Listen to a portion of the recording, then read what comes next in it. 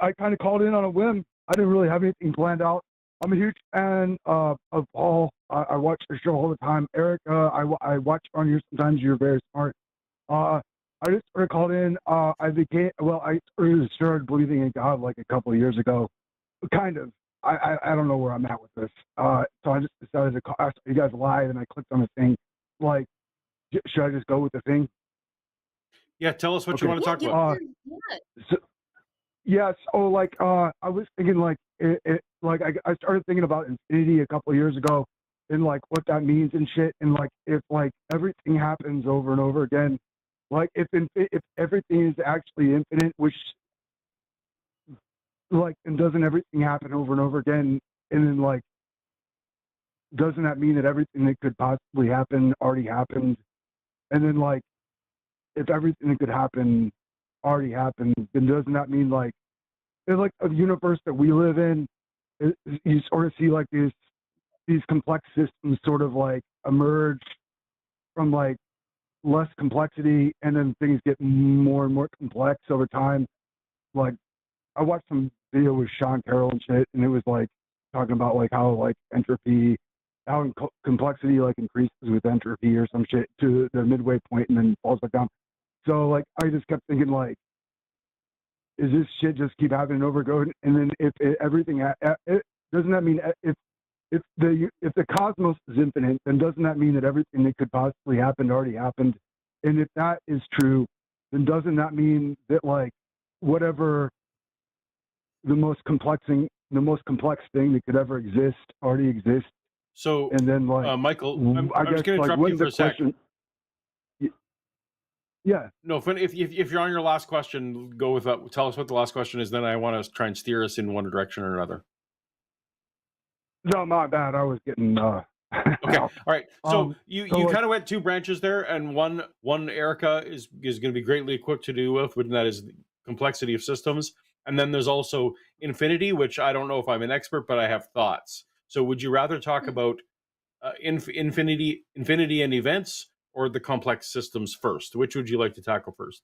Well, I guess the main thing that I'm asking is like, is this like, isn't really the question is like, what is the most complex system that could possibly exist? Doesn't that have to exist? And then if that has to exist, then what is it? I guess. Like, okay, well, let me start with the. Okay, let me start with the infinity part, because I think it's more foundational, and then Erica can talk about the complexity part. I agree. Right. The infinity part. So, infinity weirdly is an abstraction, right? It's not a reality. Infinity is not a reality, and in particularly, and I'm not a philosopher, and I know there's probably philosophers in the chat who are going to definitely pick apart things where I'm slightly wrong, but I will give you the general sense. One thing that most people would agree to is that you can't actualize an infinity of events. So it's possible to have an infinity of events going forward. You can imagine that from a starting point, but an infinity of past events doesn't specifically make sense because it is an abstraction. So and also an infinity of events doesn't necessarily mean that events are repeating. So there's a couple of problems there, right? That you can't actualize. You might be able to actualize the idea of an infinite. You might be able to imagine like infinite space or infinite time or whatever. But if you're talking about an infinite number of numbers, so numbers is one thing that people can kind of sometimes grok when it comes to infinity. Just because I've been counting for infinity, if I've been counting for infinity, does that mean I've said every number? And the answer is no, right? No. Like, so if you compare that to events, just because there's been an infinity of events, if you can, in the way that best that can even make sense, that doesn't mean that every event has happened. Does that as a concept answer some of your questions? Like, it doesn't mean that everything that could possibly happen has. I should have thought this through more. I think, but like, so like, what about like true, like, so there's like a true infinity though too, right? Which is like basically not like you're talking about like I can't remember what they call that one, but like you're talking about like the other infinity or whatever, but then there's like a true infinity, which is like the set of all sets or some shit like that. And then like, I just I suppose explain so. But let me No, let me make it simple. I think I thought of an example that might make it simpler. So, for example, because my dog just Right. curled up a foot away from me, my Aw. dog has not yet passed away.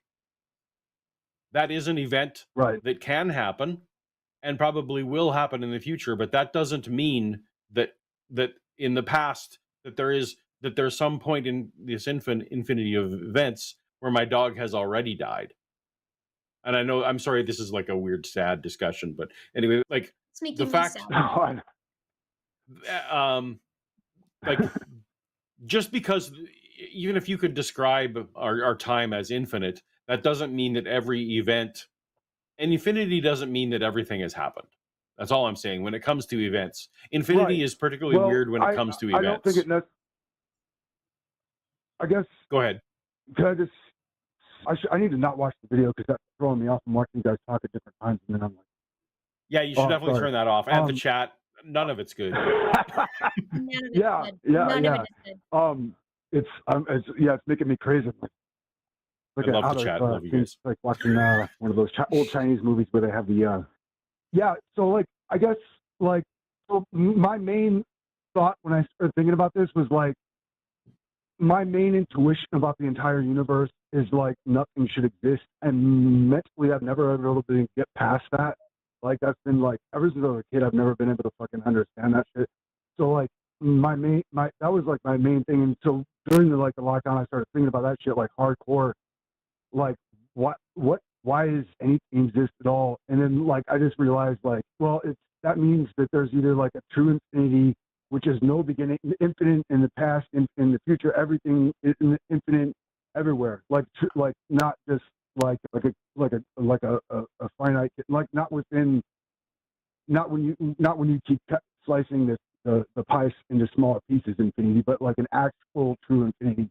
So I came to either had to be a true infinity or else it was finite. And then to me, all the arguments about a finite cosmos do not make any sense at all. Like I don't understand how it could have ever.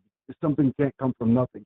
Something can come from nothing, but not at a singular point. That's I guess the conclusion that I came to when I started thinking about what it means to have a true infinity. And I honestly can't understand nothing that I've came across to make me understand how if there's no beginning and no end, then how is everything that can happen has to happen. I understand what you're saying. I should have explained this better. Like I said, I didn't call Yeah, in. no, I appreciate the I didn't have clarification. it And planned then out when I called in. that's all right. Erica, do you want to talk about the cosmos and whether something came from nothing? Yeah. I mean, gosh, I don't really, I don't. Or the entropy. I think the point that's more important to address is this fact that we're trying to comprehend concepts here as creatures, as organisms that experience time in a linear fashion. And I don't even know if it's possible Right. to be an organism and not experience time in a linear fashion. I have absolutely no idea what life would look like if it, I mean, it's hard for me to conceive of something outside of how I experience it.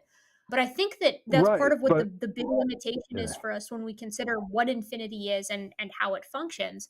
I mean, it could very well be there's so much about the cosmos that we don't know. I mean, our best models seem to suggest that insofar as we can understand, our universe as it is now started thanks to the Big Bang. Right? Everything in a hot dense state and expands rapidly outwards, and life is sort of an emergent property of right, that.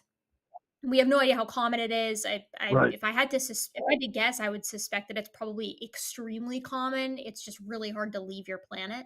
But with that in mind, like it could be the case that that it's like a Penrose cosmology, right? Where like the universe expands and then crunches and then expands and then crunches. Or it could be like that. There was like Yeah, a the white holes and black holes. Yeah. Yeah, there's like a trippy Kurzgesagt video recently about the idea that each universe is effectively trapped within a black hole because of wonky physics or whatever. All of that stuff is pretty over my head, to be honest. Right. Or it could be that we're headed towards heat death. I'm not entirely sure myself. I mean, that's not what I typically study. I tend to see infinity as something that is very difficult for me to wrap my head around and comprehend, and it's something that I have to kind of make my peace with and do my best, but understand that there's going to be limitations in that, because it's just so, I mean, we can't even comprehend a million years, let alone something like infinity. We're it's quite literally outside of our ability from a biological standpoint to really appreciate, which is crazy to think about. Now, as far as like complexity in an organism that's going to eventually reach like a limited or an infinite level of complexity, or reach the maximum level of complexity, I get where you're going for, right? Like what you're saying here, like with an infinite amount of possibilities, you're going to reach something that's so complex, it blows our current conceptions out of the water. And Well, what is that? Not God, right? But I think that there's that. I kind think of. that's partially limited. Oh, here, you go ahead. I'm rambling. You go ahead. You wanted to say something. Oh, Go ahead, me? Michael. Oh, sorry. No, Yeah, I didn't mean to cut you off. I'm sorry. no, it's okay. I was rambling No, anyways. I I was I just, had a point that I was going to meander I, towards, but I I want was to hear what just you have gonna to say say, first. well, sorry, I kind of had two things to say. The one thing about infinity is like, how I started kind of looking at it, that is like, well, this is a bad example, but like I drank one time, and then well, right around when I started believing in God, I was drinking a lot, and I still kind of drink a lot, but like when I woke up one time and I started throwing this beer can at the ceiling, and then it would land on the ground, and then one time it landed like, it would always land on its side, but then one time, like, I probably did this like 100 times, and then one time it landed straight up, and I started thinking like, that's fucked up, because like if infinity is real, then like, wouldn't that mean that like, so if you throw a beer can at the ceiling and it lands face down 99 times, but then one out of 100 times it lands face up, then, but if you do that infinite times, then doesn't that mean that like all those, it lands upright in infinite times, and it also That is lands on the correct. side That infinite is times? Yeah, why The we tend not to apply right, infinity to events, right? Because because it but makes it event is can't inevitable. we it just look Everyone at creates is that through like block time? But sorry, go ahead. Hello, better. Let me. hello. I'll just one way to think about this that has helped me is the difference between infinity Yeah, and eternity. And infinity is supposed to be an abstract quantitization of right. things, whereas eternal just Yeah, no, merely you're right. eternal merely means without beginning. And so a lot of the cosmological models, they talk about eternity, not infinity. And what they mean by that Right, is right. time I is boxed that. our fourth dimension, right? Time is merely, so we have X, Right. Y, Yes. Z and Yeah. time. Yeah. Einstein. And so it's acceptable Uh, to say, well, that our instantiation of time had a start, and so therefore you can coherently talk about it. But that doesn't mean that right.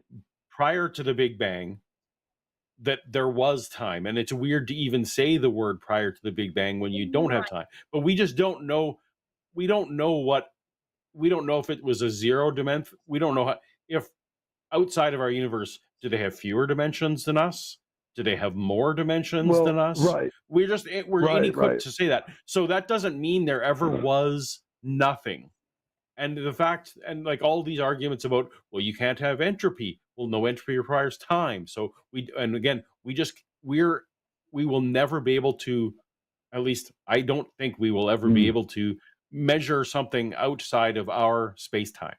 That's just probably, we're going to have to be unsatisfied and say, you know what, that's always going to be a don't know. But that doesn't mean, because we don't know, that there ever was nothing. So and eternal doesn't require this. Wait. Wait. This Wait. I I'm know sorry. Could you say that one? sure. Could you say that one more So time? What doesn't mean nothing? I'm sorry. so the fact that I actually really. This is what I want to. yeah, no worries. So the fact that our space time began at a certain point doesn't mean that there was nothing prior to that. There may well have been something prior Right. to that, Right. and that prior thing can be That's sort of my eternal. argument, that there has to be. Okay. Yeah, and you're actually, Mhm. if you agree with that, you're actually in agreement with most cosmologists that say, no, there has always been something. The problem is we just can't grok what time looks like outside of us. So the fact that there always was doesn't mean that there's an infinite regress problem with whatever preceded us in whatever way. Well, so And so that's so yeah, like go ahead. I want to just I want to dip my toe in on that, because that was kind of what I was trying to get at earlier with, like, we're organisms that experience time in a linear fashion.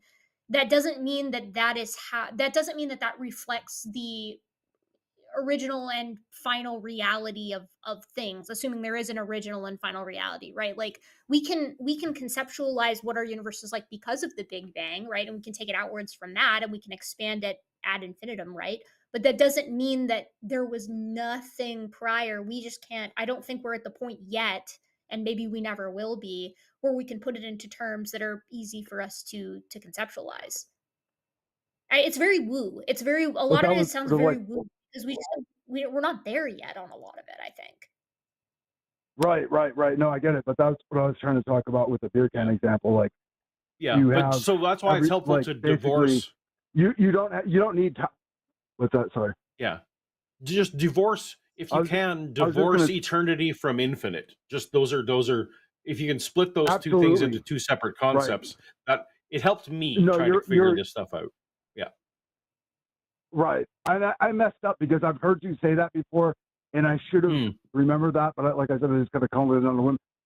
But the main thing that I'm talking about with the beer can example is that, like, yeah, you're right about. I agree with you 100% about time. But what I'm talking about is like probability. Like there's instead of seeing it as a time, I'm trying to look at it as like everything exists that can exist infinitely, but in some things are more probable than others. You know what I mean? So instead of looking at it through the lens of like how we see it as time, I'm saying like look at it through the lens of like everything that can exist exists, but some things are So more you're probable than others. We sort of interpret that as time. You know what I mean? I don't mean to go too deep into this shit. I was just trying to like okay. sort of I like see. It sounds like use you're an getting example to into explain. potentiality versus actuality as well a little bit there. But Well, I think that's what I think that's how we see. I think that yeah, there. If everything that can exist does exist, then we have to see that our sort of experience of time is like it doesn't even necessarily be like a block time. It could be the other kind of time. But if everything is infinite, then it really doesn't matter. We could all sort of see it as block time. You know what I mean?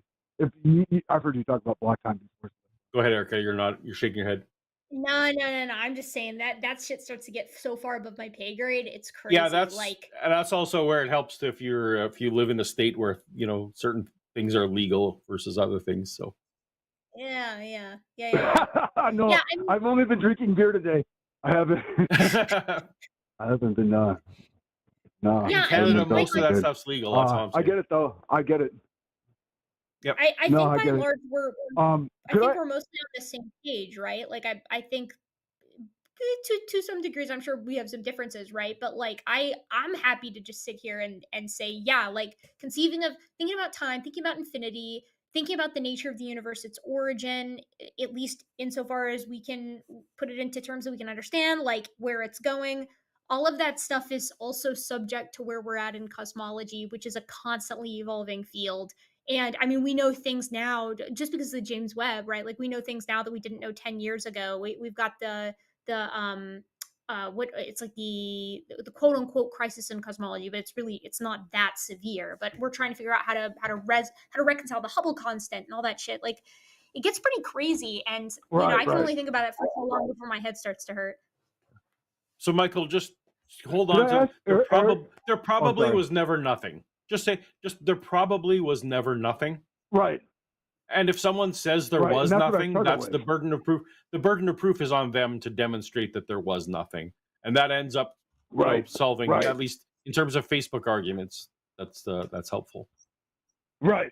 Yeah, I found But that there is that's what I great struggle with, power I in guess. just being like, I don't know. Yeah, there's a lot of power in being able to say you don't know, and Right. being able to say that science is working on it, and you're happy with that. But I mean, yeah, I mean, if you want to put it into the terms of like talking about like religion and things like that, those make a lot more specific claims. So Oh, I just totally. why they're Right. I don't know. Right. I totally don't know. I'm not saying that I know anything. I'm just saying like when I shift back and forth from something's more probable than others.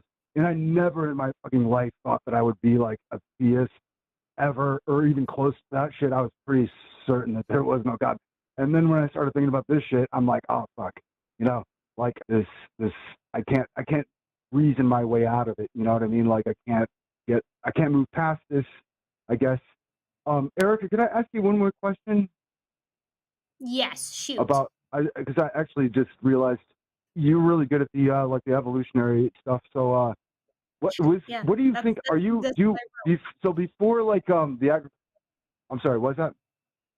no. I just go ahead, go ahead. She's affirming that Um, she's amazing. That's all. Carry on.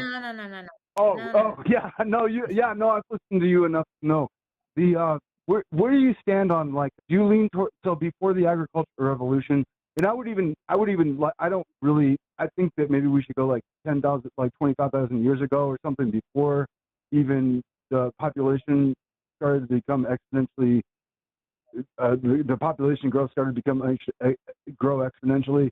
But before that, at that last, like, we're at that last ridge of like the population growth, like maybe like 25,000 years ago or something. What do you think about, like, do you think that, do you lean towards, like, I'm sure you're familiar with like Steven Pinker, and then like the other side would be like Robert Sapolsky type shit. Like, do you think that Of course.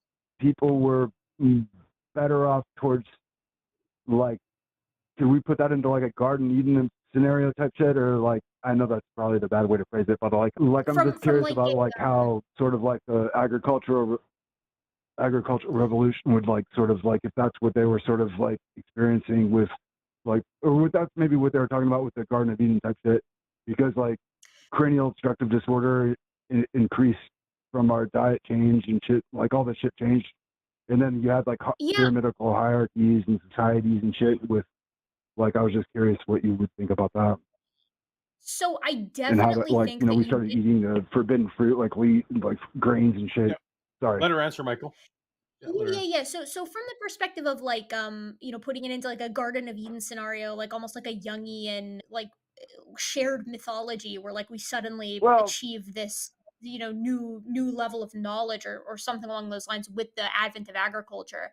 I point to the fact that like agriculture is pretty ubiquitous across all human cultures, but it does show up at different times, and some people also just stuck to pastoralism or they stuck to hunter gathering because it worked for right. the society in question. Now, there is no doubt that there is a drastic shift in what goes on socially and hierarchically when you switch from hunter gatherer societies to Yeah. pastoralism, when you switch to pastoralism to agricultural societies. And agricultural society is necessarily sedentary, and it's a lot easier to force, like, for lack of a better term, when you're in a hunter gatherer society, things tend to be pretty egalitarian. Now, when I say egalitarian, I don't mean non-violent. I mean that Yeah. nobody can single-handedly lord power over everyone else because you're getting your resources every Right. single day as a group, more or less. Right. So the general Right. thinking, to my understanding, is that you would have seen a lot less stringent relationships in gender relations and things of that nature. The second you start to include things like Right. pastoralism, the concept of having livestock and property and a Mm-hmm. homestead that you then have to defend, not only is there a hierarchy in class because you can have more things to yourself and you can get together with other people who have things and you guys all want to defend your things from the people who don't have any things, but you also get an interesting relationship with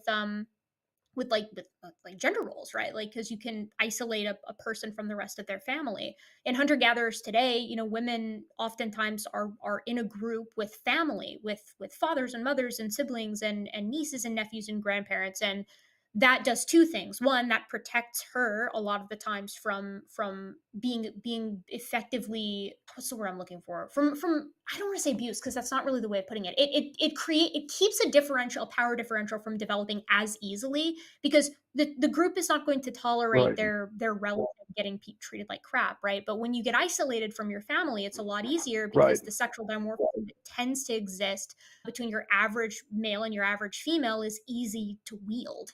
So the second you go from being a hunter-gatherer society to being something where individuals can be isolated from their families, you're going to see a serious shift in a lot of different types of relationships, and indeed not just between males and females, but also between large scale groups, because this group may live closer to the river and then they have access to the prime soil, and then this group has like the herds that pass through their area, and you want that, so wage war with them. So what I'm trying to say is that it's very difficult to put all of human society into a monolith and say, this is the thing that changed everything, particularly because shit is happening like at different rates all over the place for a variety of different factors.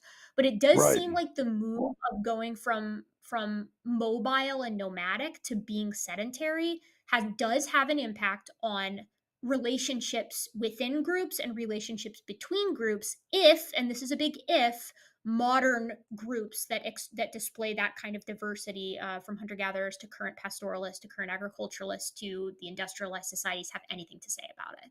I gotta think rethink that last part. Yeah, no, that's right. So you side more with Sapolsky than like Steven Pinker. It's like things. There was a point when things were probably people were probably more happy together, or like the HDI, whatever they call that thing, the index, happiness index. Whatever. But, I mean, I think that was probably better. I don't know about that specifically. What I will say is you see egalitarianism as far more common in hunter-gatherer societies than in pastoralists or in agriculturalists, because it's hard to concentrate power. The Right. second you can concentrate power in the form of resources, inevitably you are going to get more stringent linear dominance hierarchies, and you're going to get Yeah. isolation, especially when people are sitting still. Right. Okay. Well, thank you guys. I really appreciate it so much. Thanks, Sorry Michael. I didn't have this planned out better. It's quite all right. Paul, thank you. So, both of you guys, thank you so much. Paul, it's cool to talk to you, man. I listen to your show all the time. Love you guys. Love it. Bye. Thanks, Talk soon. Michael. Take care.